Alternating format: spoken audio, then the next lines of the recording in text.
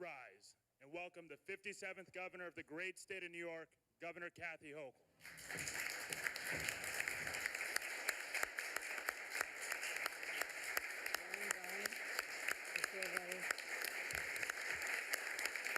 Thank you. Thank you. Thank you very much, everyone. Today's the day. I want to thank you all for joining us, and I'm very proud to announce that we've reached a general agreement for the fiscal year 2027 state budget. And I'm here to tell you it would not be possible with the dedication and the long days and nights and the sacrifices of the hardest working public servants in government, starting with Secretary to the Governor Karen Persicilli-Keough, our Counsel to the Governor Brian Mahana, Budget Director Blake Washington, Director of State Operations Jackie Bray, Policy Director Emma Vadera, and Deputy Counsel Jess Cherry. This is the dream team, and I'm so fortunate to have them. And I also want to thank my partners in government, Andrea Stewart-Cousins, the leader of the Senate, for her hard work and dedication to helping us get to this point, as well as our Assembly Speaker, Carl Heastie. I want to thank them both for all of us spending a lot of time together, a lot of meals, a lot of conversations, getting to know each other at a personal level. I'm not going to mince the words. The negotiations were not easy. There were very substantive disagreements, tough choices, and powerful special interests trying to influence the outcome. And the dysfunction out of Washington certainly doesn't help. Whether they're starting unnecessary wars, escalating costs, especially at the pump, destabilizing the economy with illegal tariffs, or denying climate science and therefore cutting out resources to encourage the clean energy future we had envisioned. And so, bottom line is the powerful in Washington have made life harder for New Yorkers, not easier.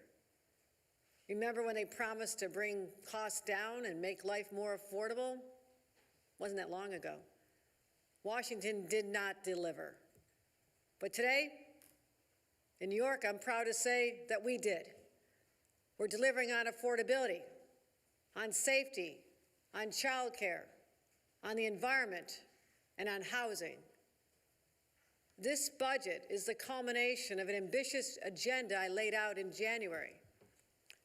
I said we continue to work to put New York on a path, historic path to statewide universal childcare, making pre-K truly universal across every community in the state, expanding the Child Care Assistance Program, funding the launch of New York City's 2Care program as well, and creating pilots for universal child care outside the city. We got it done. And I also said we'd keep New Yorkers safe on our streets and on our subways and in our houses of worship. We got it done. I said we'd fix the broken systems making life harder and less affordable, from outdated environmental review laws that block New York's housing, to the rising cost of auto insurance due to fraud and out-of-control lawsuits. We got it done. And I said we'd put even more money back in your pockets with utility relief for utility ratepayers, and by ending state income taxes on tips so that servers working the double shift can keep more of what they earn. We got it done. Over the next few days, the legislature will be conferencing and voting on the budget bills. And as always, the final details will be worked out through that process. But let me walk you through some of the areas where we've landed, reached agreement, and why it matters to all New Yorkers. The overall all-funds budget is approximately $268 billion. Not only are we invested in New York's priorities like universal child care, a clean energy future, and a safe and affordable, fair New York, we also maintain strong reserves to keep us fiscally sound at $15 billion, still among the highest of any administration in state history. And that's pretty impressive given that the Trump administration gutted federal funds that we'd going to rely on, including $10 billion So look where we came from last year, that massive cut, to be able to fortify our reserves to keep this state on stable ground. I'm proud of that. We did what New Yorkers deserve. We managed their money carefully, protected their priorities, and delivered a balanced budget. Now, I'm proud to tell you some of the fights we took on and won for New Yorkers. Starting with the fight we waged over auto insurance, a battle no one in the past had the fortitude to take on. But when it came to my attention that the average New Yorker was paying the highest auto rates in the nation, roughly $4,000 a year, $1,500 more than the national average, I asked why. And I'll defend my drivers, they're not any worse than anywhere else. But New York's broken system was driving up costs for families and businesses. Stage crashes, organized fraud rings, corrupt doctors, and legal loopholes that bad actors have exploited for years. But that nightmare ends with this budget. And right now, we're going to go after the ringleaders, cracking down on fraudulent claims, and closing loopholes that let people who are at fault or breaking the law walk away with large payouts in the courtrooms. We're making sure the insurance companies are playing fair as well. You'll no longer have your rates set based on your education, your zip code, or what you do for work. We're also putting a cap on the excess profits insurance companies bring in, and making sure that New Yorkers benefit from the savings our reforms create and not the insurance companies. It's only fair. Another thing that's fair, when communities say yes to housing, they want it to happen, they want young families to be able to imagine home ownership, or people want to downsize, someone right out of college. When communities say yes to housing, we should let them build, instead of sentencing their projects to years in regulatory hell. For decades, an outdated, inefficient, and often duplicative environmental review process is one of the biggest obstacles to building much-needed housing and infrastructure. All the projects that went to their graveyard because NIMBYs were successfully able to use seeker as a weapon to stop the ambitions of a community. That stops now. The delays, the projects, the crushing costs of supplies, everything drives up rents. And this budget, we're streamlining approvals, ending unnecessary delays, and making it easier, finally, in this state to build without compromising essential environmental protections. Going forward, when communities say yes to building the housing they need and the critical infrastructure, the answer from Albany is this: let them build. Delivering for New Yorkers also means keeping them safe. This has always been my top priority, and this budget builds on that progress. Since I took office, we've made unprecedented investments in police and public safety, over $3 billion. We've enacted the strongest gun laws in the entire nation, and the results truly speak for themselves. Shootings statewide are at record lows. We're proud of that progress, but we're never satisfied. And this year, we're going after the fastest growing gun safety threat in the country: 3D printed ghost guns. Untraceable by design, they can be assembled literally at your kitchen table using parts that anyone can purchase, and of course, no background check is used. These 3D printed guns are also showing up more and more at crime scenes.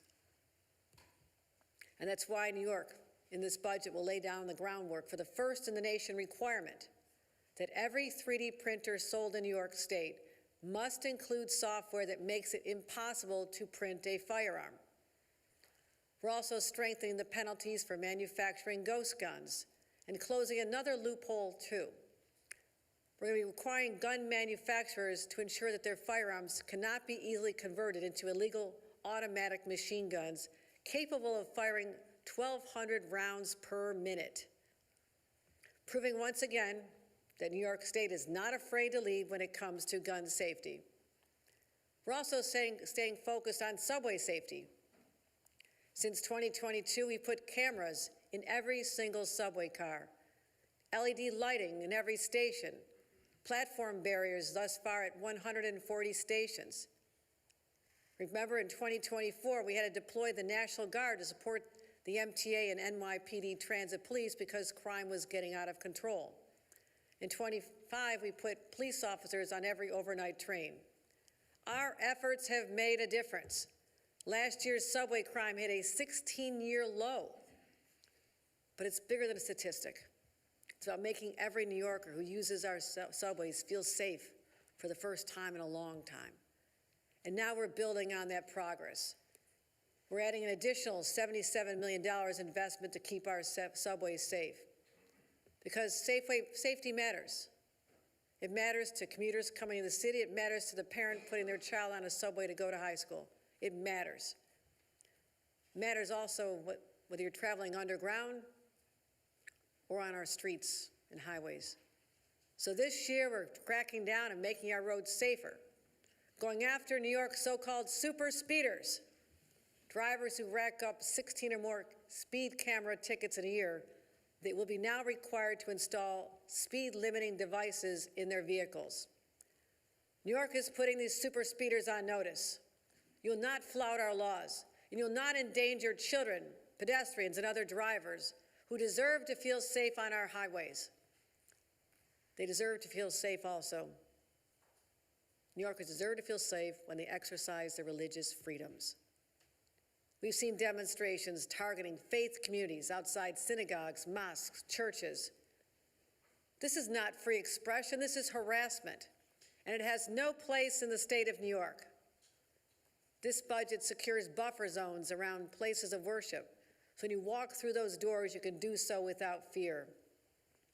We're also continuing our investments, record investments, to protect faith communities and other vulnerable organizations with an additional $35 million, bringing our total commitments to protecting these places and communities up to $131 million since I became governor.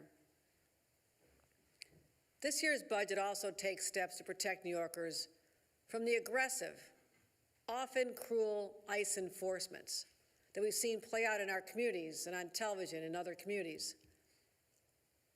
Remember when the Trump administration said they were only going to go after the worst of the worst, the baddest of the bad? We all agreed with that, by the way. I think the voters did. But they didn't just target hardened criminals and gang members, which I would have supported. We did support. They also targeted mothers still nursing their infants, separating them, an 85-year-old widow in her nightgown, factory workers, small business owners, high school students, even young children.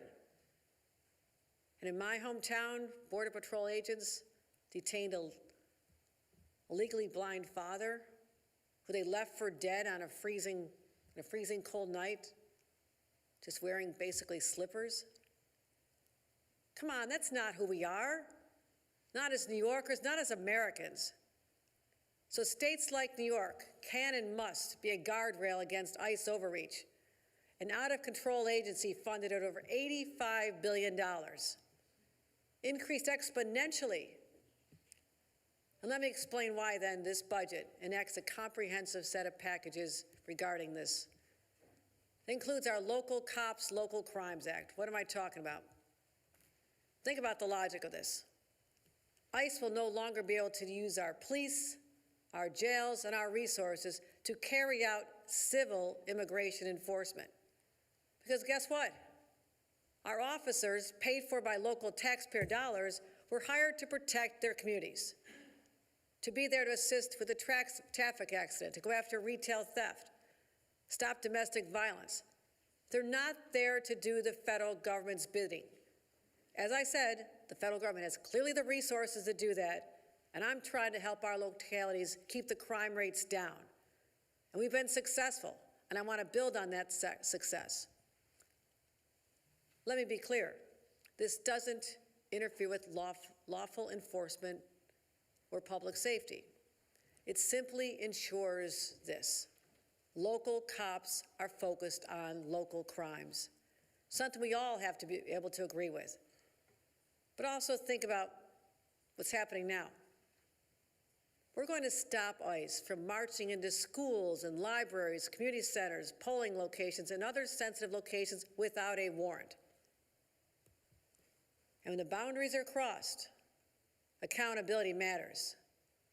We're enacting a law to allow New Yorkers to hold all government officials responsible, including ICE agents, accountable in court when they violate New Yorkers' constitutional rights. We're also banning law enforcement officers from wearing masks, except in rare circumstances where there's a genuine operational need, like a gas mask. No members of state, local, or federal law enforcement wear masks during ordinary operations. You don't see this. You never see this. For ICE, wearing masks without good cause is nothing short of an intimidation tactic, a cowardly attempt to evade responsibility. And New York will no longer stand for it. Let's talk about our kids. Keeping people safe also extends to protecting our kids online. And I've said it before, and I'll say it again, we should not allow big tech companies to monetize our children's mental health. We've already passed nation-leading laws to protect them from toxic algorithms and protect their data. And today, our classrooms are free from the distraction and the bullying that came from the constant presence of cell phones. Remember that? I'm so proud of this, so proud of what we've done. You hear it from teachers and parents and kids. They've been literally transformed since September, when we finally enacted a law that was not widely understood or appreciated when we first started. But today it's a different world. But the risks don't end when the school day ends. Lurking in the dark corners of the internet are predators, scammers, and criminals, using chat features to find and target our kids. So in this budget, we're going even further. We'll block direct messages from unknown adults to minors, cutting off one of the most common pathways for predators. We'll disable harmful AI chatbot interactions for users under the age of 18. We'll restrict location sharing for minors so virtual threats cannot become real-world harm. And as the first mom governor of New York, you have my word. I will always put our kids' safety ahead of corporate profits, every single time. And just like I'll always fight to ensure they have an opportunity to succeed, I'll always make sure they're doing well in the classroom and beyond. This budget invests nearly $40 billion in education. Once again, the highest, because we believe in the future of our kids. And we believe that supporting every New Yorker looking to further their education should be made possible. Last year, we made community college free for adults aged 25 to 55 pursuing careers in high-demand fields like nursing and teaching and engineering and tech. It's been an astounding success, with over 12,000 new enrollees, people who would not have been able to afford this opportunity to change their lives and the lives of their families. This year, we're doubling down on that success. We're adding to the list to include even more high-demand fields where we have shortages like logistics, air traffic control, and emergency management. But we can't talk about the future without talking about clean energy. Now, I've been candid about the Climate Leadership and Community Protection Act. New York has led and will continue to lead on clean energy and climate. But reality has been harsh. We cannot meet the current timelines without driving energy costs higher.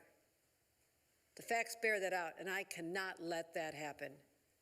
We have to strike the right balance between our clean energy ambitions and the affordability pressures that real New Yorkers are facing right now. So we're adjusting the CLCPA implementation timeline in targeted ways so it works for everyone. Let me be clear.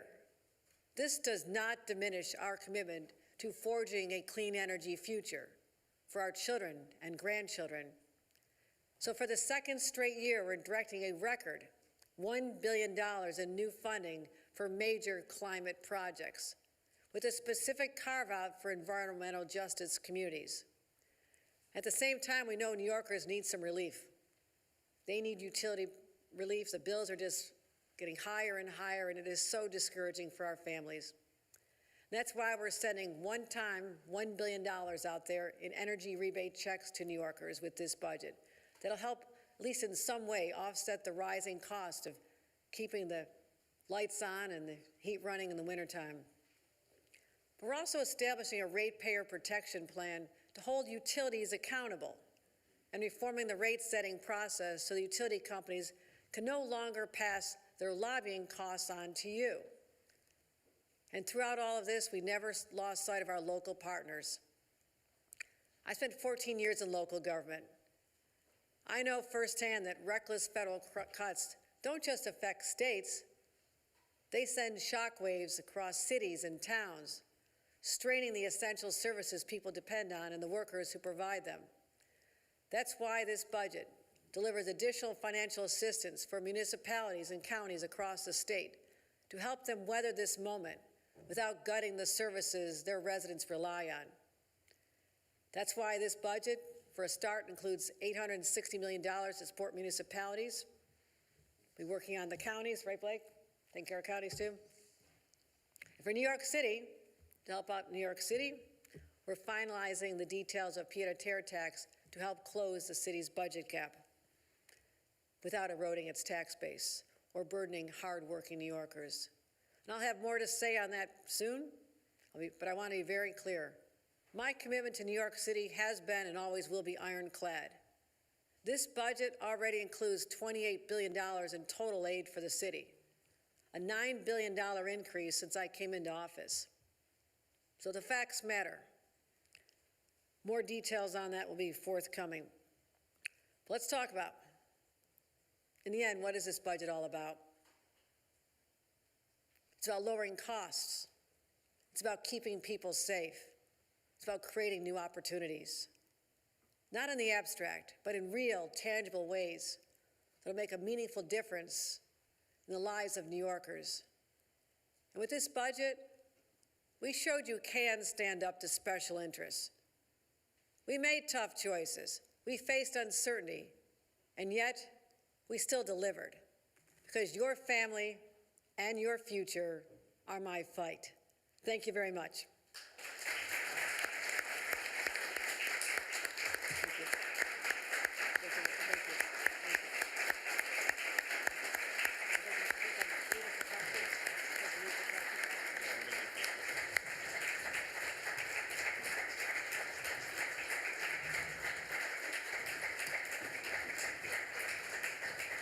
Thank you. That concludes our program.